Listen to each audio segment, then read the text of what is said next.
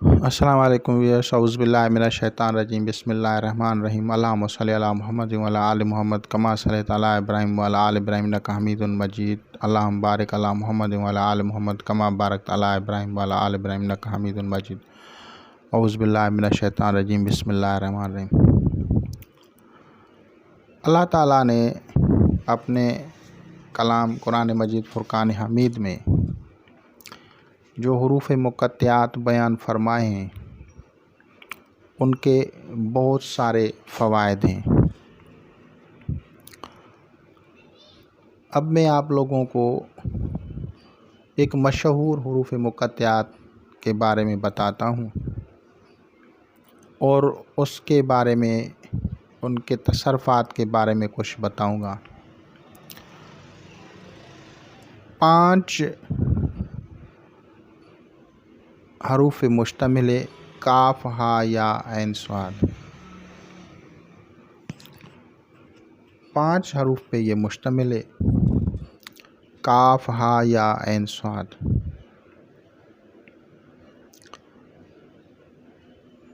اس سے لطائف خمسہ ایکٹیویٹ ہوتے ہیں۔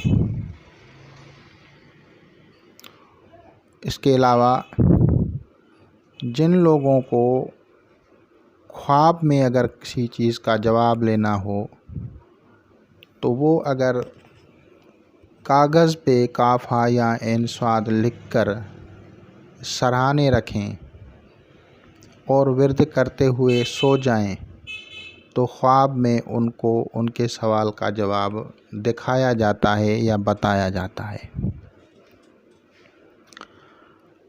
اب یہ سورہ مریم کے شروع میں آتا ہے۔ سورہ مریم کا ایک بہت بڑا فائدہ جو بیان کیا جاتا ہے، اگر کسی کو نیچرل طور پہ بچہ پیدا نہیں ہو رہا، بچے پیدا ہونے کا وقت ہے، تو سورہ مریم اگر دم کر کے اس کو پلائی جائے تو بچہ نیچرل قدرتی طریقے پہ پیدا ہوگا۔ اور سورہ مریم کے جو واقعات ہیں جو سورہ مریم میں ذکر کیے گئے ہیں ان میں جو چیزیں بیان ہیں وہ سب اسی حروف مقطعات کے تصرفات میں آتے ہیں۔ مثال کے طور پہ وہاں پہ حضرت زکریا علیہ السلام اپنی بڑی عمر کی وجہ سے کہتے تھے کہ مجھے اولاد نہیں ہے، اور پھر اللہ تعالیٰ نے اس کی دعا قبول فرمائی۔ تو جس بندے کو یا جن جوڑوں کو اولاد نہیں ہے ان کے لیے کاف ہا یا عین صاد آب حیات ہے۔ اب اس کاف ہا یا عین صاد میں اس کا ایک طریقہ کار ہے کہ عیسیٰ علیہ السلام کریں، حضرت زکریا علیہ السلام کا اور کچھ نیاز وغیرہ کا اہتمام کریں جو حضرت زکریا علیہ السلام کے لیے ہے۔ اور جو شرائط بیان کیے گئے ہیں قرآن مجید فرقان حمید میں کہ 3 دن بات نہیں کرنی ہے، اشاروں میں بات کرنی ہے، تو جس جوڑے کو اولاد نہ ہو اس کا فادر باپ جو ہے وہ 3 دن تک اشارے سے بات کرے اور کاف ہا یا عین صاد کو دل میں پڑھتا رہے یا زبان سے پڑھتا رہے، لیکن کوشش کرے پڑھتا رہے۔ تو اس سے جو بانجھ پن کا شکار ہیں وہ ان کی عورت کو، وہ لڑکی کو وہ بیماریاں ختم ہو جاتی ہیں۔ اور کاف ہا یا عین صاد جو ہے اس کو لکھ کر اگر بانجھ عورت کو پلایا جائے تو امراض بانجھ پن ختم ہو جاتے ہیں، اور اس کو اگر تحریر کر کے کسی عورت کو गले में पहनाया जाए तो भी उससे उसके बांझपन के असरात ज़ायल हो जाते हैं। अब ये मैंने आपको बहुत बड़ी चीज़ें बता दी हैं, अगर आप इसको समझें तो। ये नहीं है कि मैं आप लोगों को कहूँ कि भाई आप इतनी बड़ी रियाज़त करें। मैंने आपको वो चीज़ बताई है जो कि कुरान मजीद में है और जिनके तसर्रुफ़ात में आप लोगों के सामने शेयर कर रहा हूँ। अब आते हैं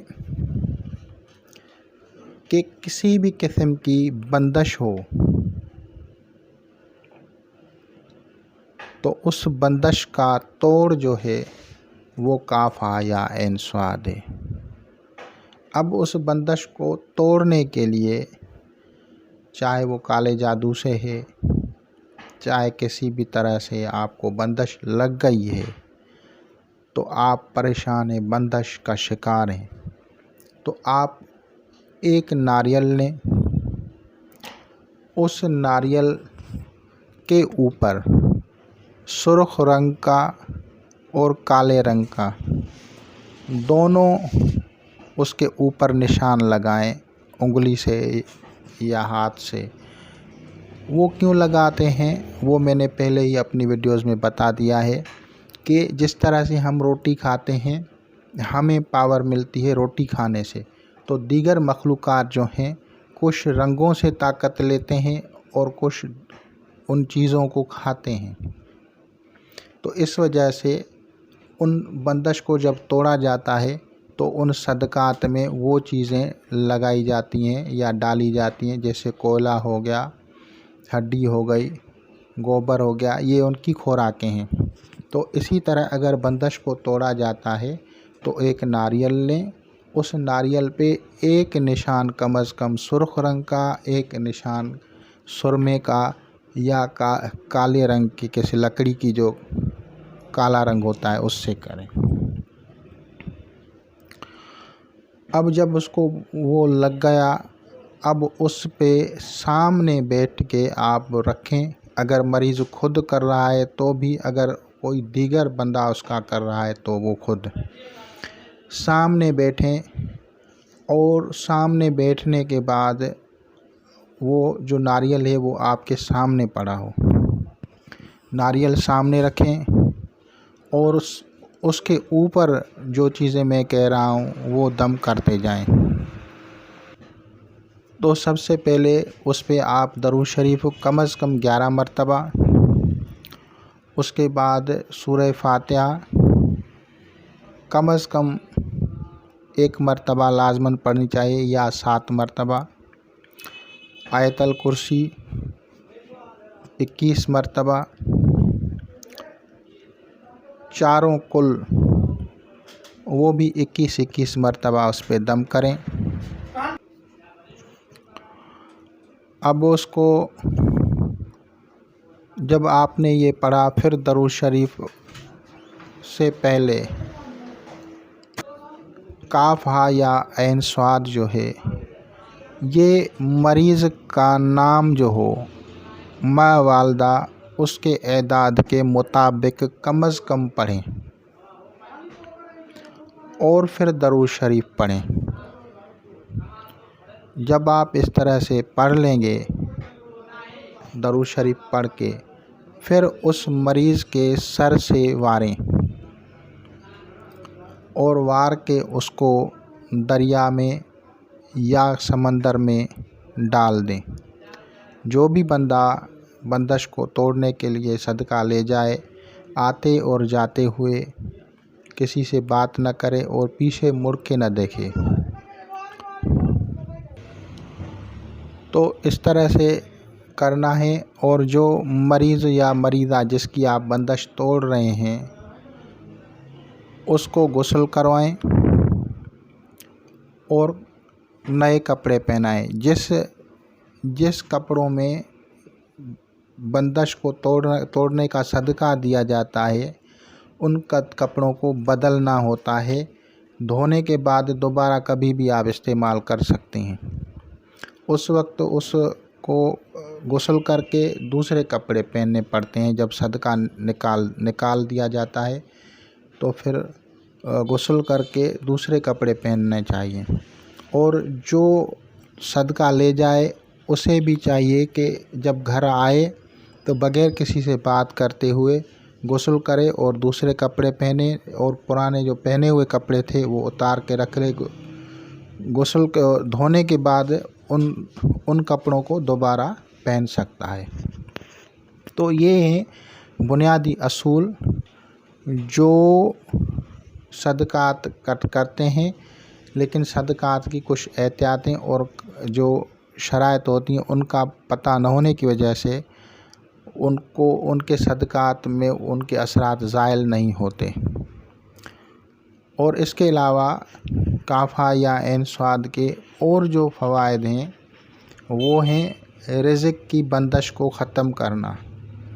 سورہ مریم میں بی بی مریم سلام اللہ علیہا کو اللہ تعالیٰ رزق دے رہا ہے، تو یہ رزق اللہ تعالیٰ کی طرف سے جو عطا کیا جاتا ہے، حضرت زکریہ علیہ السلام نے آپ کو لاک کیا تھا اور بھول گیا تھا، جب واپس آیا تو بی بی مریم سلام اللہ علیہا کو اللہ تعالیٰ کے حضور سے پھل فروٹ عطا ہوئے تھے، یعنی رزق اللہ تعالیٰ نے عطا کیا تھا، اور وہ یہ رزق کی صفت بھی جو ہے یہ کافہ یا عین صاد کی کہ اس میں شامل ہے۔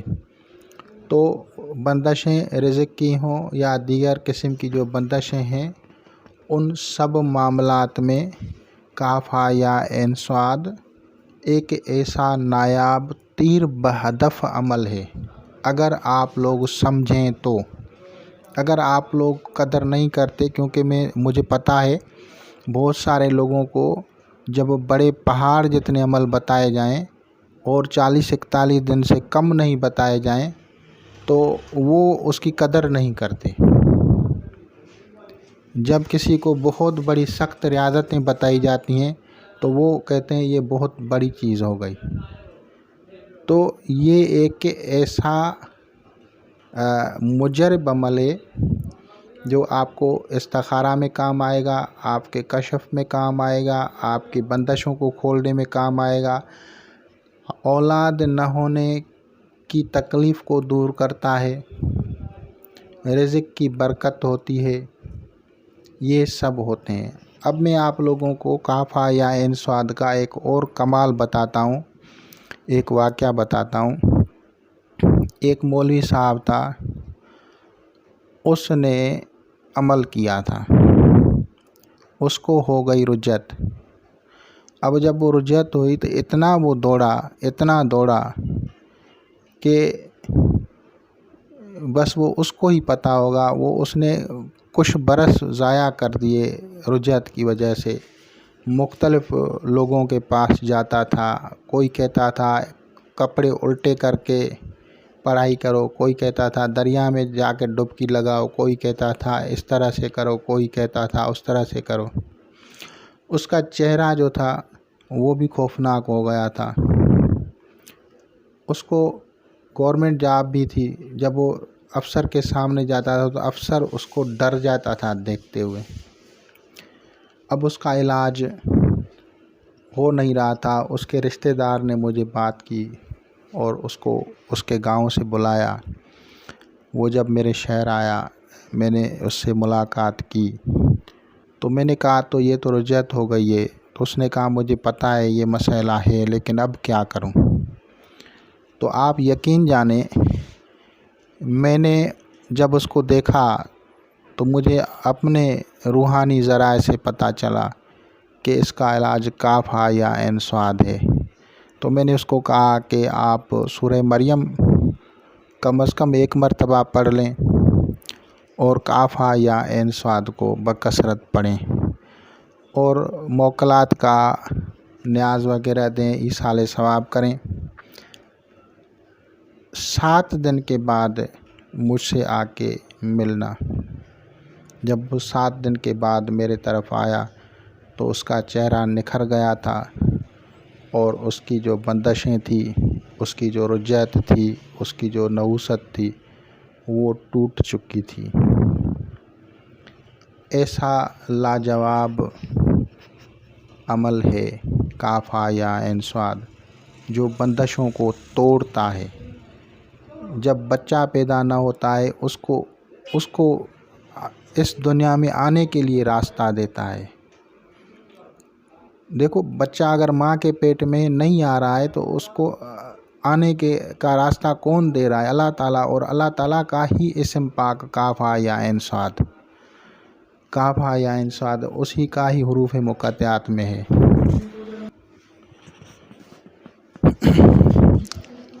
تو روزگار کی بندش ہو یا کسی اور قسم کی بندش ہو، رجعت ہے، اثرات بد ہیں، جادو ہیں، سب چیزوں کو کاف ہا یا عین صاد کھول دیتا ہے. اور اگر کسی کو استخارہ کرنا ہوتا ہے تو اس میں بھی یہ پڑھنا مفید ہے. اور